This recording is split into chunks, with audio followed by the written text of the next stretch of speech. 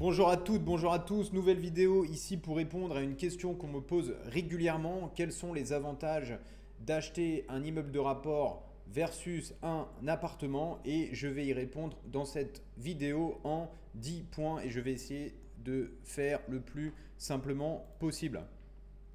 Donc à gauche, nous avons un appartement, à droite, nous avons un immeuble de rapport. Pour rappel, un immeuble de rapport, c'est quoi? C'est un lot qui va se composer de plusieurs euh, lots. Donc un bien immobilier qui va se composer de plusieurs lots type appartement ou appartement plus locaux commerciaux. Donc appartement ou immeuble de rapport, nous allons voir la différence et surtout pourquoi je pense qu'il est plus intéressant d'investir directement dans un immeuble de rapport plutôt que dans un simple appartement. Quels sont les avantages? Également, je vais y répondre en 10 points et bien entendu, je vais lister des inconvénients parce qu'il y a des inconvénients, mais je vais commencer par les avantages. Premier avantage numéro 1, optimisation des efforts. Donc optimisation des efforts, quand on va acheter un immeuble de rapport, en fait, pour un bien immobilier, on va avoir plusieurs appartements et dans certains cas, plusieurs appartements et plusieurs locaux commerciaux, alors qu'on va avoir le même process de négociation. Donc on va avoir un vendeur, on va se positionner en tant qu'acheteur, on va avoir exactement le même processus de négociation que si on achetait un appartement. Ensuite, on va voir exactement pour un immeuble de rapport, donc un bien avec plusieurs lots, donc type appartements ou locaux commerciaux, on va exactement avoir le même process de financement bancaire, que ce soit pour un appartement ou pour un immeuble de rapport qui lui possède plusieurs appartements. Donc grosso modo, pour le même effort, on aura beaucoup plus gros. Ensuite, au niveau du process du notaire, process notarial, on aura exactement le même processus administratif, que ce soit pour l'achat d'un appartement ou pour l'achat d'un immeuble de rapport. Même lettre d'intention d'achat, même compromis de vente, même acte authentique, exactement le même processus pour un achat grosso modo en gros. Donc si on veut optimiser ses efforts, autant partir sur une opération qui au final va proposer plus d'appartements plutôt que grosso modo dépenser les mêmes efforts pour qu'un simple appartement. Voilà, donc optimisation des efforts, premiers avantages.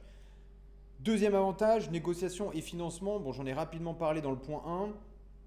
Dans l'achat d'un immeuble de rapport, on va acheter en fait de la surface en gros. Qu'est-ce qui se passe quand on achète en gros? En général, on a des prix qui sont plus avantageux. Si on prend le prix d'un appartement et le prix d'un immeuble de rapport dans la même zone géographique, en général, le prix au mètre carré d'un immeuble est inférieur au prix du mètre carré d'un appartement. Donc à l'achat, il y a moyen de faire déjà de gagner, on va dire, alors sans parler de plus-value, mais déjà de gagner sur le prix du mètre carré par rapport à un appartement. Ensuite, l'achat d'un appartement peut offrir une meilleure marge de négociation sur le prix d'achat. Pourquoi? Parce que quand on achète un immeuble, en général, ce qui rejoint également le premier point, on achète en gros. Donc, qui dit en gros dit, en général, on a plus de mètres carrés que lorsqu'on achète un appartement et le prix est en général, je parle du prix de la surface, de la surface totale est plus élevé que le prix d'un appartement. Ce qui veut dire que lorsqu'on va négocier avec le vendeur, il sera psychologiquement plus facile de faire passer une négociation de 30, 40, 100 000 euros sur le prix d'un bien qui vaut 400 000, 500 000 euros, donc pour un immeuble de rapport, plutôt que partir sur une négociation de moins 100 000 euros pour un appartement qui va coter 150 000. Donc pour le vendeur, ce sera beaucoup plus difficile d'accepter une négociation agressive sur un appartement plutôt que sur un immeuble de rapport. Et moi, j'ai déjà vu des grosses négociations sur des immeubles de rapport dont des gens vous voulez s'en débarrasser par rapport à des conditions spécifiques par rapport à leur situation. Et j'ai vu des négociations qui sont faites à moins 30, moins 40, voire même moins 50% dans des cas vraiment extrêmes. Ensuite, au niveau des banques, elles sont plus à même de financer des projets qui génèrent des revenus stables et diversifiés. Ce qu'il faut savoir, dans un appartement, bon, on a un revenu, ok, locatif. Si on a grosso modo un locataire qui représente 100% des locataires, si le locataire ne paye pas, donc on n'a pas de rentrée de loyer, ce qui représente 100% grosso modo d'impayé. Alors qu'un immeuble de rapport, on va avoir plusieurs locataires, donc on va avoir un risque d'impayé qui va grosso modo se diviser par le nombre de locataires. Donc si on a, je donne un exemple, 6 locataires, on a 3 locataires qui ne payent pas. Si on est dans une stratégie cash flow qui est intéressante, uniquement les 3 locataires qui vont payer un loyer vont permettre de rembourser la mensualité de crédit, et ça rassure les banques. Donc deuxième point, négociation de financement. Troisième point, économie d'échelle.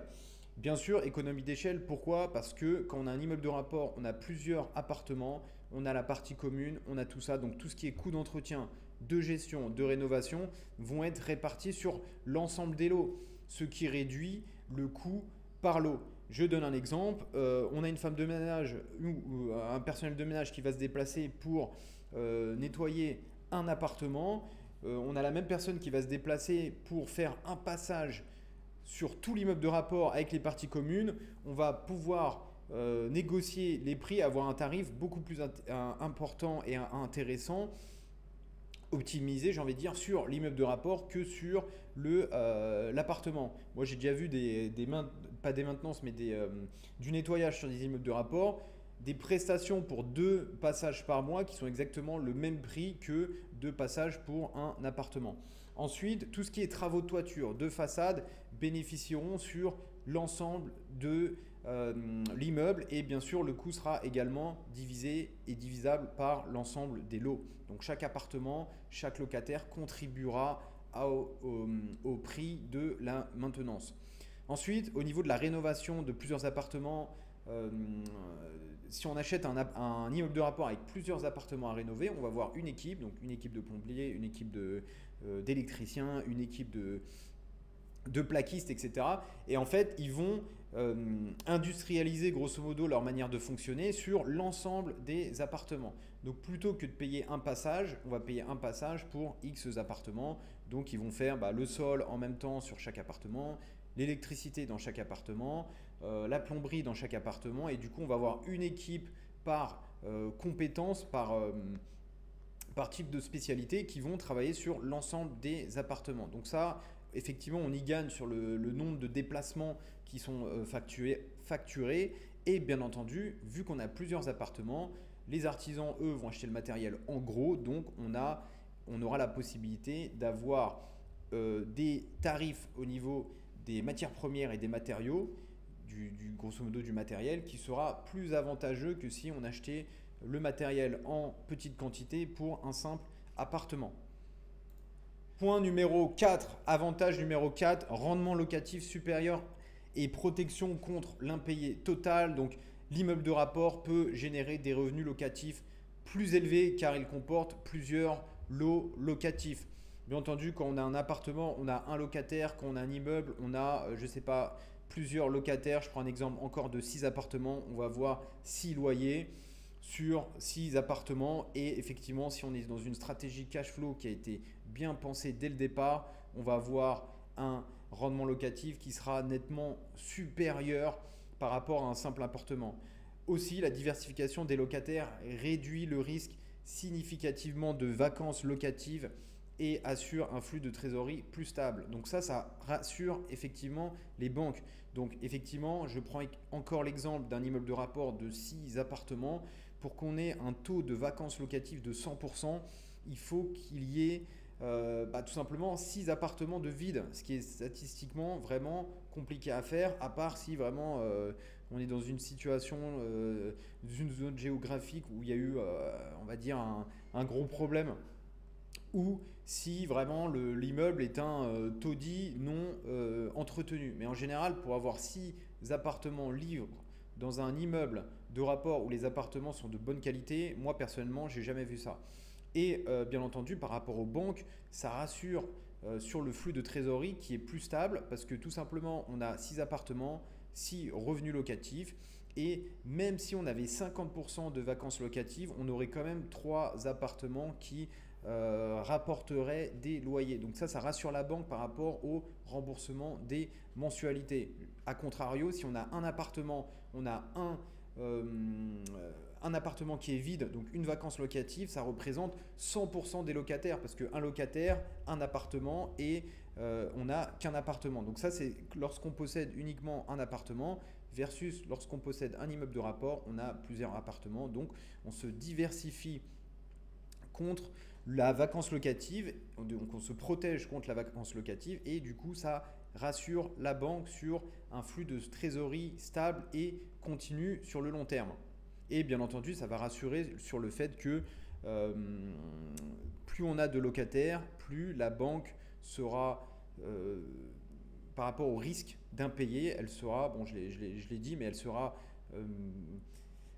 sécurisée et si la stratégie est bien faite, elle sera à même et plus facilement à même de prêter pour des projets sur l'avenir, donc des projets futurs qui répondent à la stratégie de cash flow avec plusieurs locataires pour tout simplement se hedger contre le risque de défaut et d'impayé. Avantage numéro 5, gestion optimisée. Donc la gestion d'un seul immeuble avec plusieurs appartements peut être plus efficace que celle d'avoir plusieurs appartements répartis sur plusieurs différents immeubles et plusieurs zones géographiques différentes. Donc là, effectivement, on a un immeuble de rapport, on va avoir plusieurs locataires dans le même immeuble. Si on est à même de se déplacer pour aller à la rencontre des locataires, faire passer des messages, faire de la maintenance, il sera beaucoup plus simple de faire intervenir une équipe pour tout simplement une même adresse que de faire déplacer des gens sur différentes adresses. Donc là, effectivement, je parle de la maintenance, de la gestion quotidienne, c'est beaucoup plus simple. Sachant que en général, quand on fait intervenir, par exemple pour tout ce qui est maintenance, travaux, en général, l'artisan il facture un frais de passage. Donc il n'y a pas un frais de passage, pardon, mais un frais de déplacement. Donc ça peut être 70 €, 100 € en fonction de la zone.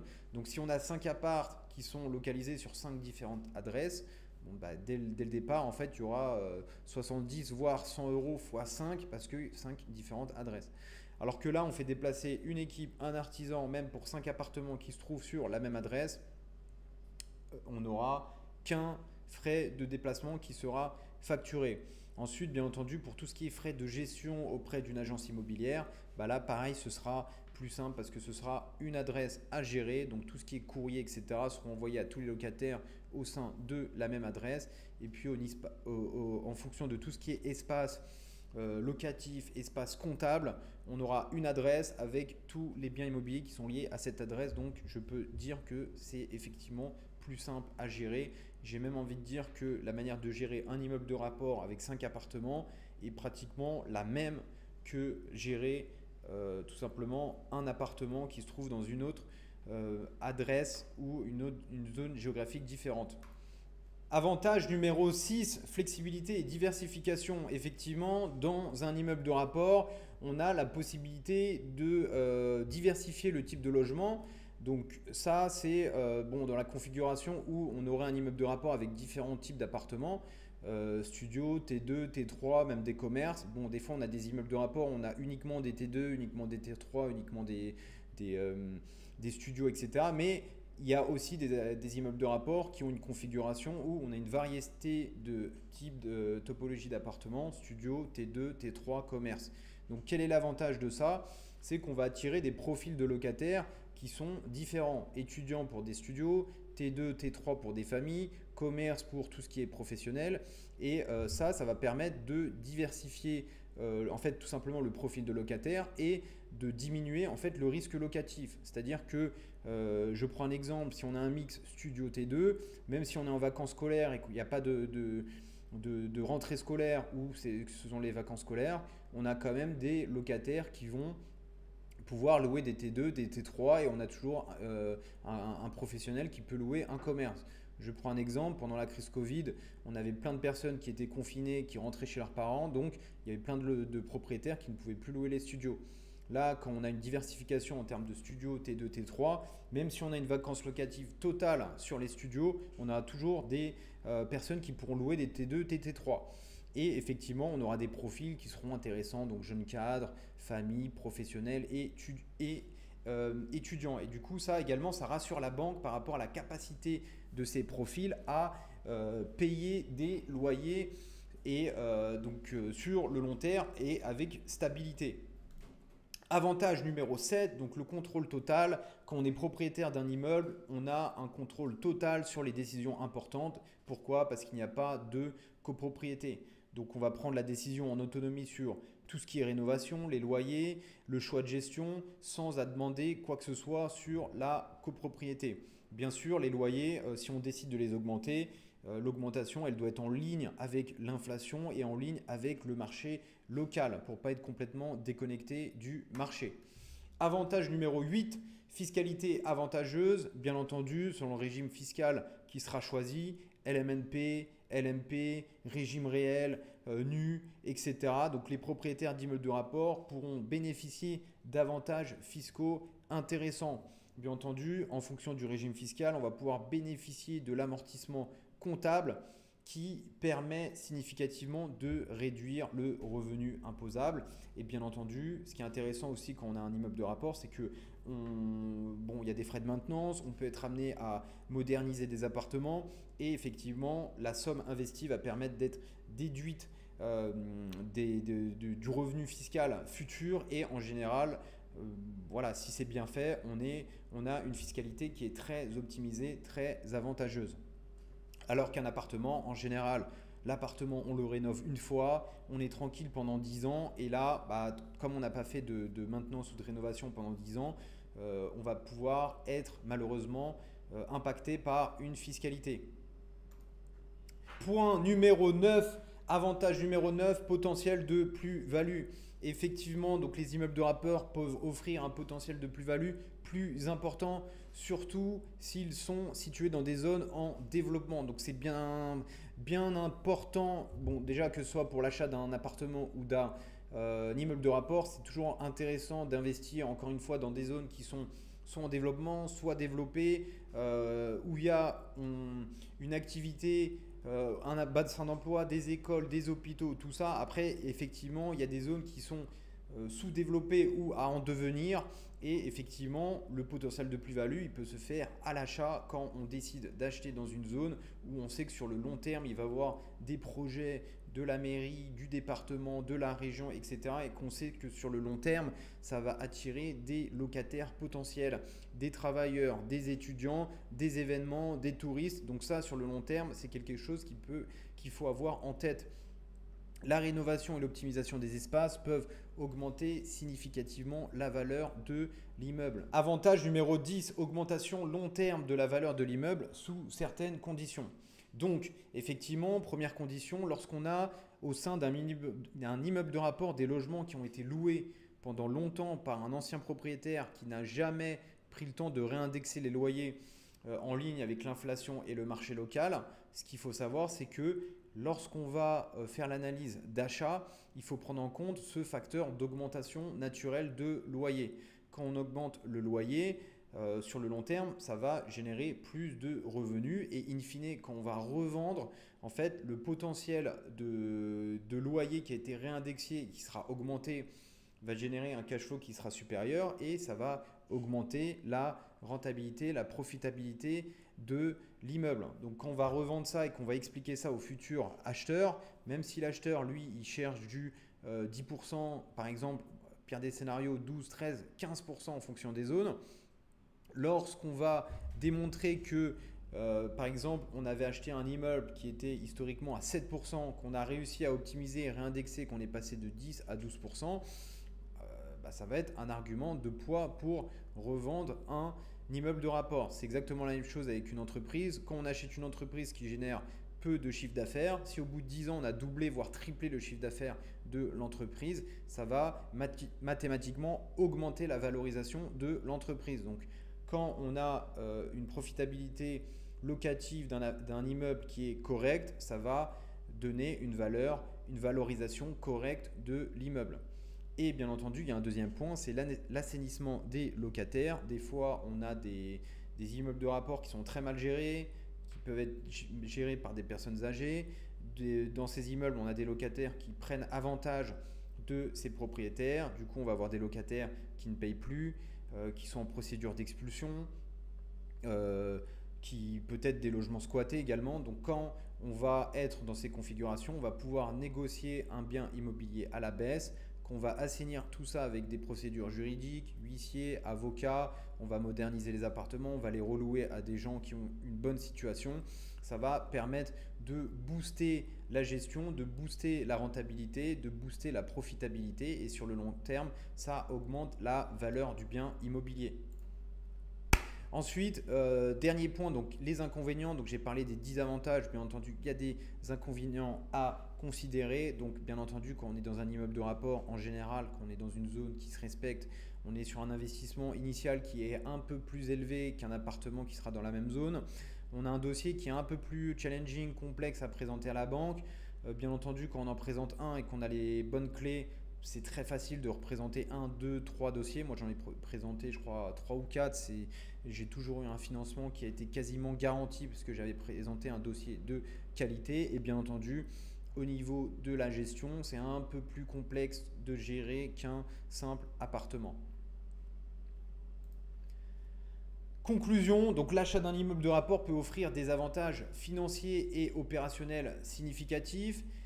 Bien entendu, il est crucial de bien évaluer ses capacités de gestion, son potentiel financier avant de se lancer dans un tel investissement. Encore une fois, je le redis, je l'ai dit dans des précédentes vidéos, ne pas hésiter à déléguer tout ce qui est gestion comptable, gestion locative, tout ce qui est démarche juridique, huissier, avocat, voilà, ne pas hésiter à payer des gens dont ce sont le métier, dont ils ont l'expertise, ils iront toujours plus vite.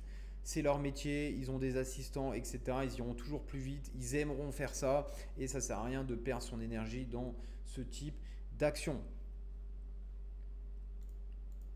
Et enfin, n'hésite pas à liker cette vidéo, à t'abonner à la chaîne, à activer la cloche. Là, il faut qu'on vise les 100 abonnés pour qu'on puisse donner de la force à cette chaîne. Et bien entendu, si tu as des questions, n'hésite pas à les mettre en commentaire et je me ferai un plaisir d'y répondre et je te donne rendez-vous dans la prochaine vidéo.